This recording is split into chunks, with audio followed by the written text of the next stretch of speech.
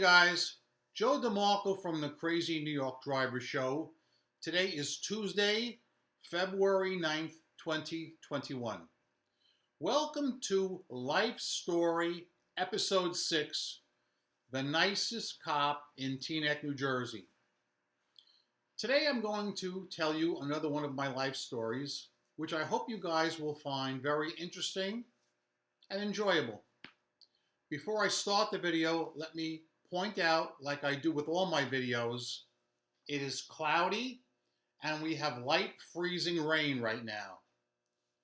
It's going to be cloudy and nasty through at least next Tuesday.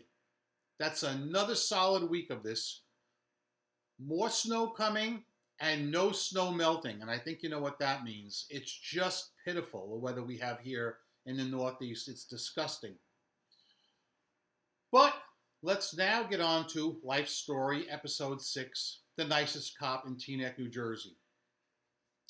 Before I get into the main topic of the video, I have to start with a little preamble that's kind of related to what's going to come along.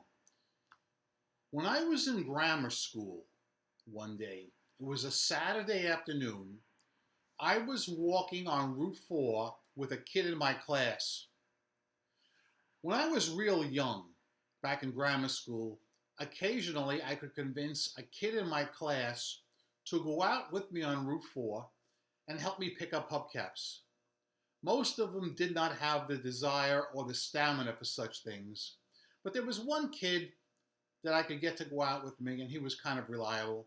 So this one Saturday, we're walking through the Teaneck section of Route 4, along the side of the road, looking for hubcaps that jumped over the guardrail. And in that section of Route 4 in Teaneck, there are residential houses that abut Route 4, both on the east and the west sides. So as we're walking, and if we see a cap over the guardrail and jump over to get it, it was not unusual for dogs to be barking at us from the residences. We would think nothing of it. So on this one Saturday afternoon, I'm walking, I'm carrying a hubcap. I don't know if my friend was carrying one or not, but we had just strolled through a section that had a lot of residences. And through the corner of my eye, I see a guy running off to the side behind us through the bushes, carrying a camera. And I'm not talking a little camera like this. I'm talking a 1970s camera, one of those big bulky things. And he's trying to stay in the bushes and not be seen. But he's definitely after us. And I'm concerned because I'm thinking he's a pedophile of some kind. Because in the 70s, that was a huge problem. A really huge problem. So I said to this kid, I said, hey, listen, there's this guy coming up behind us with a camera. So he sees we made him, and he confronts us. And he says, what are you doing? I said, picking up hubcaps. He goes, well, we've had some break-ins, some robberies in this area, and I thought you were breaking in. Now, maybe he's telling the truth, and maybe he's not. I'm only a kid, and I don't know. And I see he's got this camera, and I'm a little concerned about that. So I see him raise the camera to his face, and I'm watching his finger. And at the exact second that he pushes the shutter, I give him this. I held a hubcap up right in front of my face so he didn't get my picture. And he was ripping mad. Absolutely ripping mad. So me and my friend, we got out of there. And we went about our business. And I never thought about the incident, really, until a few years later, when I'm in high school. So I'm in high school, and it's a Sunday this time of year, around February. Cloudy, nasty weather. No snow on the ground. But it's one of those bitter cold days that's about 20 degrees with a fierce biting wind with a wind chill of about -2 degrees. And when I was in high school, every Sunday I would go out on the road, usually Route 4, but not always, sometimes New York, and I would pick up hubcaps. And it was imperative to me to get out on Route 4 or wherever on Sunday so I could take those caps during the week after school and cash them in at the junkyard for money. I didn't have a lot of money when I was young, and it was imperative that I had to do this. So on that particularly brutally cold day, I still went out and I'm walking Route 4 picking up hubcaps in very close to the same area, but not exact, but it's in the same section of Teaneck, New Jersey. I'm carrying a burlap bag over my shoulder like this that's got hubcaps in it, and I'm walking westbound on the eastbound side. And I had just come from an area where there was a cluster of houses, and I had climbed over the guardrail once again to get an errant hubcap that flipped over. Dogs are barking at me, and I thought nothing of it. Now I'm walking, as I said, I'm walking westbound, and up ahead is an entrance and exit street where cars can get on and off. As I'm getting closer, I spot an unmarked police car, a brown Plymouth. So I said, I wonder what he's doing here. I said, I don't think he's doing radar. That's an unmarked car. I said, I wonder if he's going to say anything to me when I get up close to him. Just as I get close to him, a second patrol car pulls off Route 4 onto the side street there. This one's a marked, legitimate car that says Teaneck Police. So the cop gets out and says, excuse me, do you mind telling me what you're doing, son?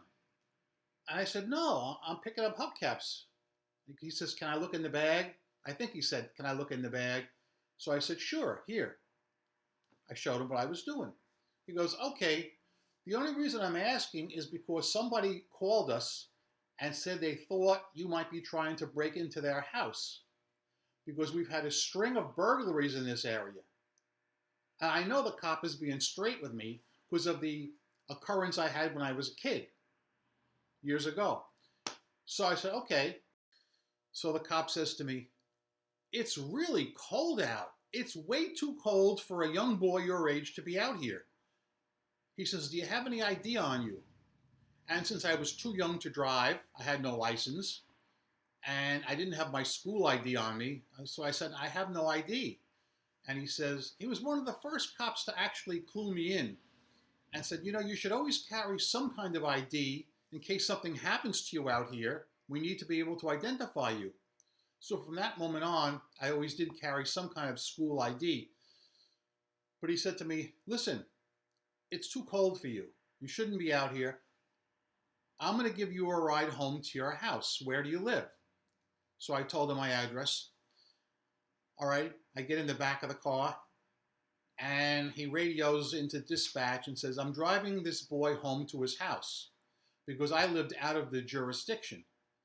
And it was a ways.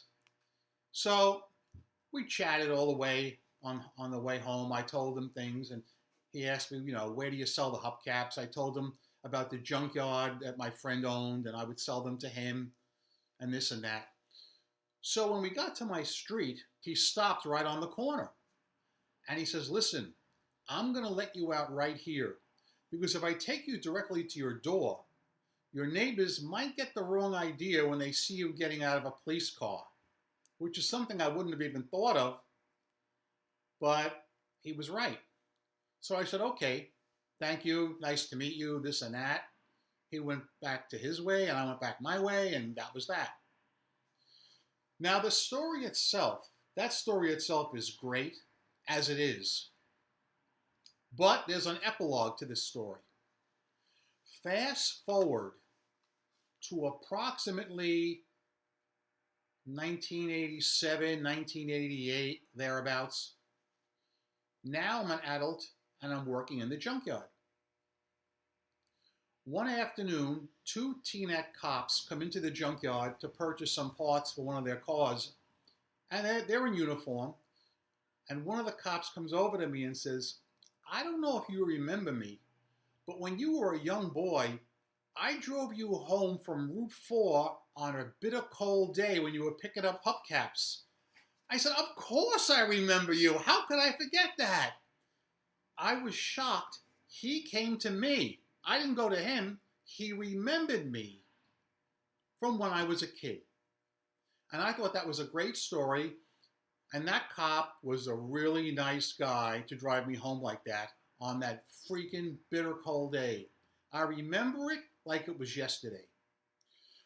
So basically, that concludes my story about the nicest cop in Teaneck, New Jersey. And I hope you guys enjoyed this life story episode. If you have any suggestions for any future life story episodes, put them in the comment section below, and maybe I'll try and do one. I've got quite a few topics floating around in my head for future life story episodes, and I've got some important stuff to tell you guys about eBay. This Sunday, I got some good stories about that. If I just said this Sunday, I meant to say this Friday. So yeah, guys, I'm Crazy New York Driver, and you're not. I will make a prediction right now. A prediction that is really, really going to be bold. Today is Tuesday. I predict that Friday, when I'm back out here, it's cloudy. All right? Cloudy. Who else can do that? I can do it. I can predict the weather with 100% accuracy over a week ahead of time. Guys, I'm Crazy New York Driver. You're not. Thanks for watching. Rock on in. Peace!